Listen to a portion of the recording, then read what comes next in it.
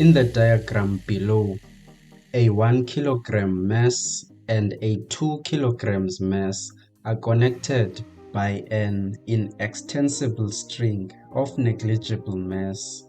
The string is passed over a light frictionless pulley so that the masses hang down as shown. Initially, the system is held stationary, and the first part of the question says, draw a labeled free body diagram showing all the forces acting on the 2 kilograms mass. And here is how we can do that.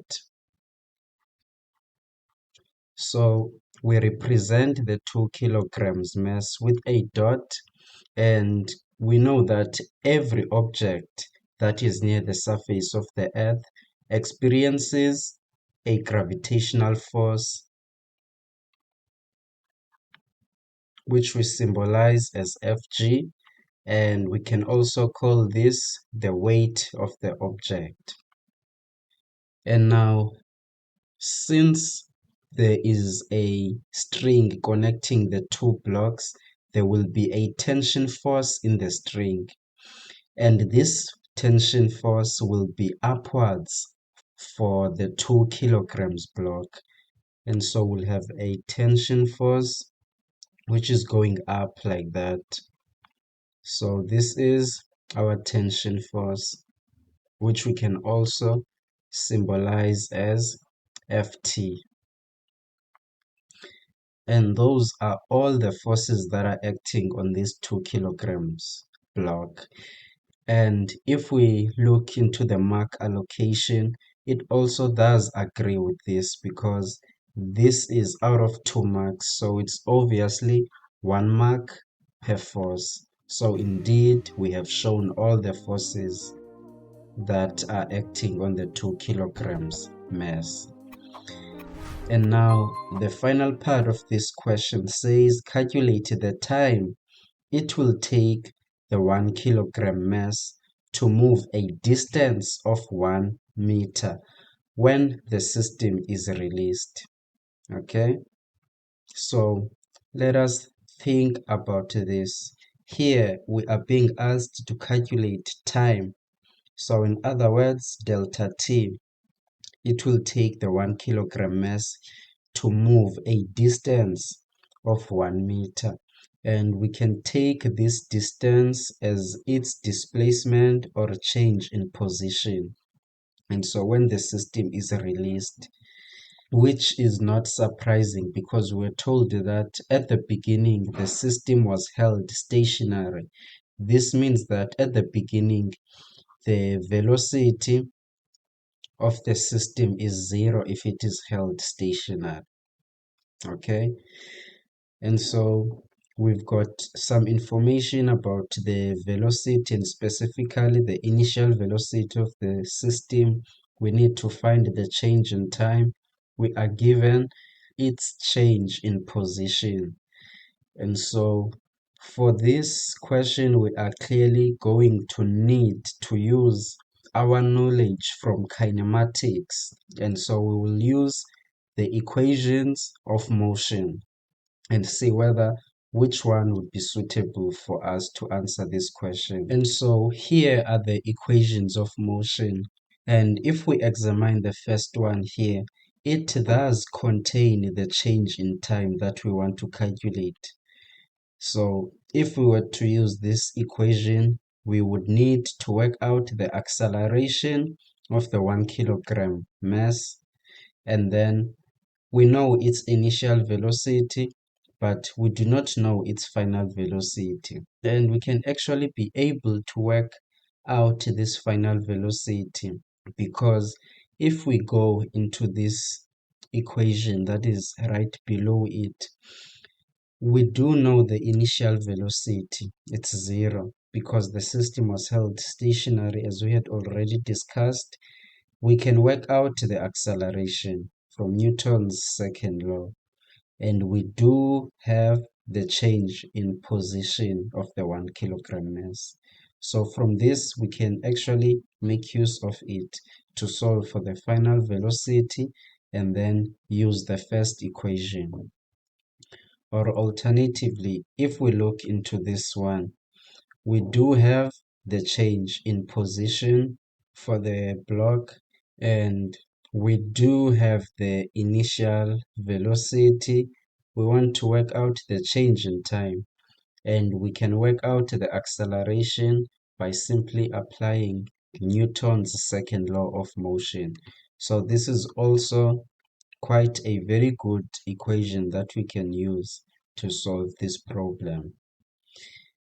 And if we look into this one would still also require us to find the final velocity of our 1 kilogram mass. And so the easiest option here that you can go with is this one. But of course, if you like, you can use this equation to work out the final velocity, and from there you can either use this one to solve for the change in time, or you can use this one to solve for the change in time.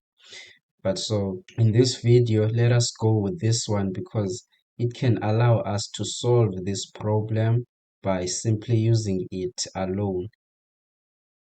But then, as we had already discussed, we need to start by working out the acceleration of the 1 kilogram mass. So that will be our first step. Although we were not asked, it would help us a lot if we would also draw the free body diagram of the 1 kilogram mass. So for the 1 kilogram mass, we also have got two forces that are acting on it.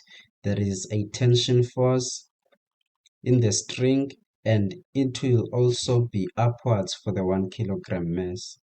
So there is a tension that is going upwards. And so it will also experience a gravitational force going downwards. So that's Fg. And now we will handle this as we normally do when we have a system of objects. So we will apply Newton's second law. F net is equal to ma to each mass separately, and then solve the equations that we obtain simultaneously. So if we start with the 1 kilogram mass, so for the 1 kilogram mass, as usual, we need to start by choosing our positive direction. And this is a very crucial part when it comes to these types of Poulet systems. So here, what you need to take note of is that the 2 kilogram mass here is heavier, obviously, than the 1 kilogram mass. And so when the system is released from rest, the 2 kilogram mass is going to pull the 1 kilogram mass. So the 2 kilogram mass will move downwards. So this is the direction of motion for the 2 kilograms mass. Whereas for the 1 kilograms mass, the direction of motion will be upwards. And so if we want this direction of motion to be our positive direction, it means that for the 2 kilograms mass, downwards will be the positive direction, while for the 1 kilogram mass, upwards will be our positive direction. So for the 1 kilogram mass, we can take upwards as our positive direction. And then by applying Newton's second law, our net force here will be the tension force minus the gravitational force, because the tension force is upwards in the positive direction for the 1 kilogram mass, while the gravitational force is downwards in the opposite direction. So it will be negative.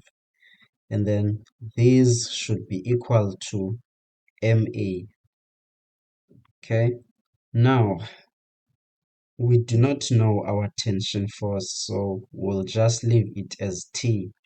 But our gravitational force is equal to the mass multiplied by the gravitational acceleration. And so the gravitational force for the 1 kilogram mass will just be 9,8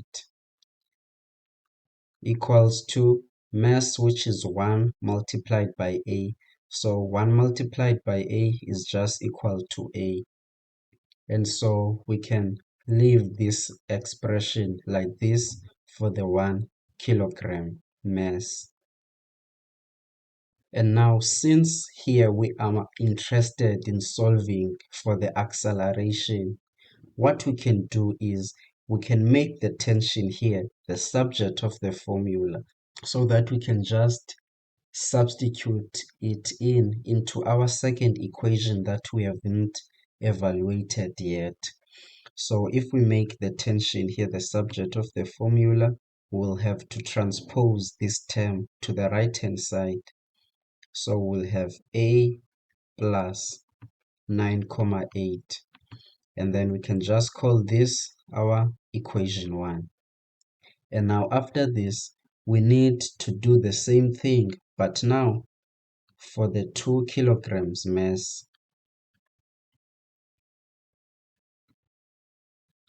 We are still applying Newton's second law.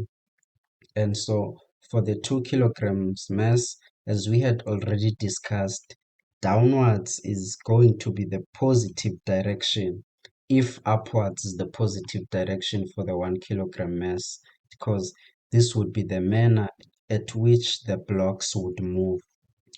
And so for this one, the net force will be given by the gravitational force minus the tension force, because the tension force is upwards, but now for the 2 kilograms block, upwards direction is negative, since downwards is positive. So we'll have a positive gravitational force and a negative tension force. And these should be equal to the mass multiplied by the acceleration. Now, what we are left to do is to calculate the gravitational force, which will be 2 multiplied by 9,8. We minus the tension because it is still our unknown. So this is going to equal to the mass, which is 2 multiplied by the acceleration, because it's also an unknown.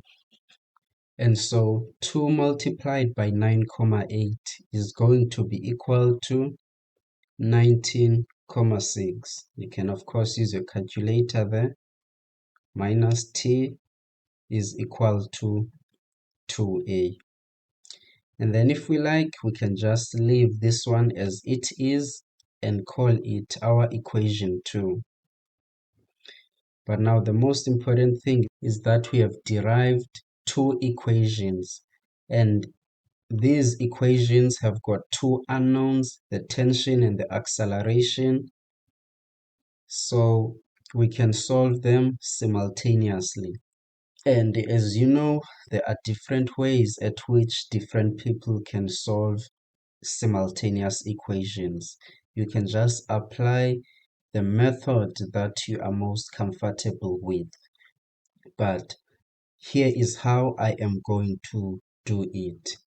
I will substitute my equation 1 into equation 2. So my equation 2 is 19,6 minus t. So in place of t, I will write my expression of t as we derived it in equation 1. And so I will put it inside brackets to prevent mistakes with the signs. So this must be equal to 2a.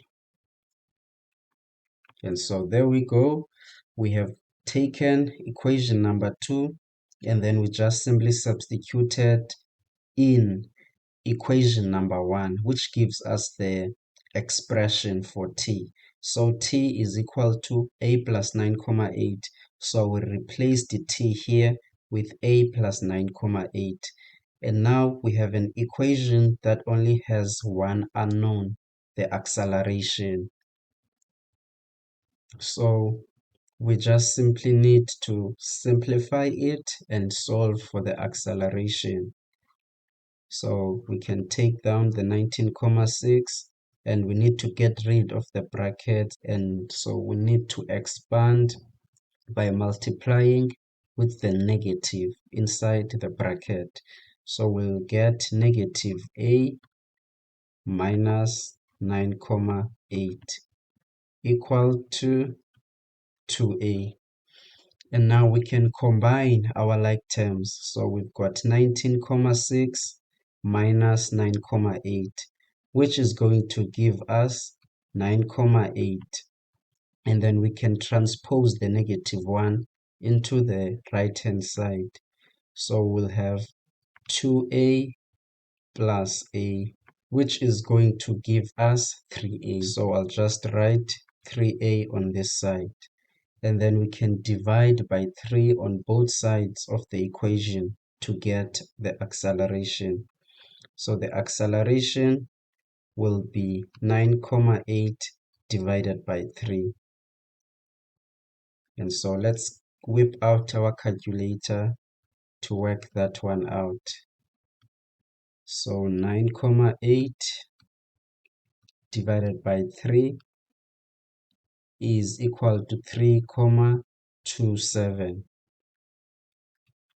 meters per second squared, because this is acceleration. And this acceleration that we have obtained is a positive number, which agrees to what we said before. Because if it's positive and we have chosen these directions to be our positive directions, it agrees with what we said, that the 1 kilogram mass will accelerate upwards while the 2 kilograms mass will accelerate downwards. But of course, we are not done with the question, because we still haven't calculated the time it will take the 1 kilogram mass to move a distance of 1 meter. Now we know the acceleration, and we know that once this system is released, the 1 kilogram mass will move upwards. So we just want to find the amount of time it will take it to move a distance of 1 meter. And so, as we had already discussed, we can find that change in time using the equation. So in place of delta x, I'll write delta y, since the system is moving vertically. So delta y is equal to vi delta t plus 1 over 2 a delta t squared. Okay, and remember that for the 1 kilogram mass, and now since we have chosen upwards to be our positive direction for the 1 kilogram mass, it means that the change in position of 1 meter will be positive. So we'll have positive 1 here. And then, as we had already discussed, the system was held stationary in the beginning. So this means that the initial velocity is 0. And so Vi multiplied by delta t will be equal to 0. So we can just leave it out. We are then only going to be left with 1 over 2 multiplied by our acceleration. And the acceleration is also positive, because the 1 kilogram mass will accelerate upwards. So here we have 3,27. multiplied by delta t squared. So we can now solve for our delta t. So let's calculate 1 over 2 multiplied by 3,27. So this is equal to 1,635, and we'll just carry the 1, then multiplied by delta t squared. And now from here we can just divide by this 1,635 on both sides, so that we have 1 divided by 1,635 equal to delta t squared. And then from here we can take a square root on both sides of the equation, so that we have the square root of 1 over 1,635, and the square root of delta t squared will give us delta t.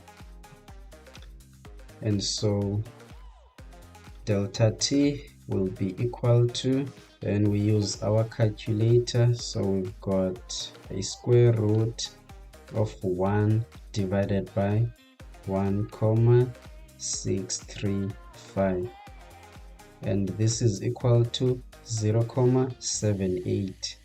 So our change in time is 0,78 seconds. And so this would be the final answer for this question.